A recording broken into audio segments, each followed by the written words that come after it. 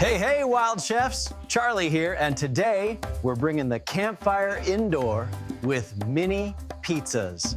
Grab some English muffins, tomato sauce, cheese, and your favorite toppings. Parents, preheat the oven while your kids go topping crazy. Now for the cheese. The more the merrier, right? Whoops, looks like someone's excited. And there you have it, the perfect mini campfire pizza. Bake the English muffin pizzas at 400 degrees for 5 to 10 minutes or until the cheese looks like molten lava. Careful, it's hot.